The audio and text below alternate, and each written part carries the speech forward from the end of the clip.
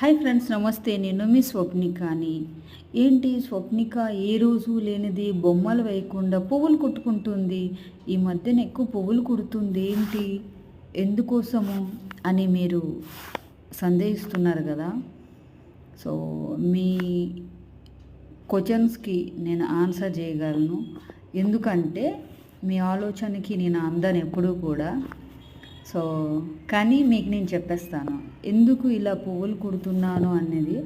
అంతకుముందు బంతి పువ్వులు కుట్టాను, తర్వాత ఇప్పుడు చామంతి, గులాబీ పువ్వులు. సో ఇలా కుట్టడానికి కూడా ఒక కారణం ఉంది. దేవుడికి పెట్టడానికి మనం పువ్వులు కుడతాము, కానీ ఎప్పుడూ లేనిది ఈ మధ్యన ఎందుకు ఎక్కువ పువ్వులు కుడుతుంది అని మీకు సందేహం కలగవచ్చు. తప్పులేదు.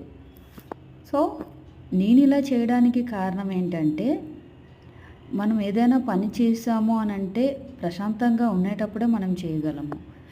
ఈ గజిబిజి హడావుడిలో ఉండి తలకాయ నొప్పులు వస్తున్నాయి కదా.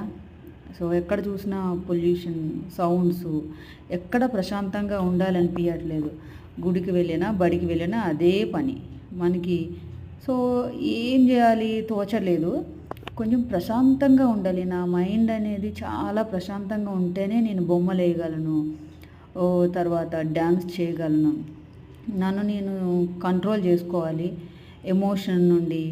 ఒక ఏదైనా ఆలోచన, డిప్రెషన్ నుండి బయటపడాలి. ఏదైనా కష్టం వచ్చింది అని అంటే దాన్ని నేను అధిగమించాలి అని అంటే ఇలాంటి సున్నితమైన మంచి మంచి పనులు, నా మైండ్కి రిలీఫ్నిచ్చే పనులు నేను చేయాలి. సో అందులో ఉంది. బయటికి వెళ్ళాలంటే సౌండ్స్ ఎక్కువ, పొల్యూషను. సో అట్లాంటిది నేను చేయలేను. కానీ సూదికి దారం పెట్టి పువ్వులు కుట్టాలి. సో అట్లాంటి పని చేస్తే ఏమైనా బాగుంటుందేమో, దేవుడి కోసము అనే పేరుతో మనం చేయాలి అనిపించింది. సో పువ్వులు కుట్టడం నేను ప్రారంభించాను. పువ్వులు చూసేటప్పుడే నా మనసు కరిగిపోయింది. ఎంత ప్రశాంతంగా ఉన్నాయి పువ్వులు అంటే, చిన్నపిల్లలు చూసావా, వాళ్ళు పడుకునేటప్పుడు, నవ్వేటప్పుడు స్వచ్ఛమైన మనసుతో సంతోషంగా కనిపిస్తారు. పువ్వులు చూసేటప్పుడు నాకు అలాగే అనిపించింది. కానీ మాల కుట్టడం అంటే నాకు చేత కాదు కదా. కానీ నేను సూదిలో దారం పెట్టి ఎలాగైనా పువ్వులు కుట్టాలి. అప్పుడు నా హ్యాపీనెస్ రెట్టింపు అవుతుంది. నా మైండ్ కూడా చాలా అంటే చాలా ఫ్రీగా, అదేవిధంగా ప్రశాంతంగా అనిపిస్తుంది. నా మనసుకు కూడా ఉల్లాసాన్ని, ఉత్సాహాన్ని నింపుకోవచ్చు.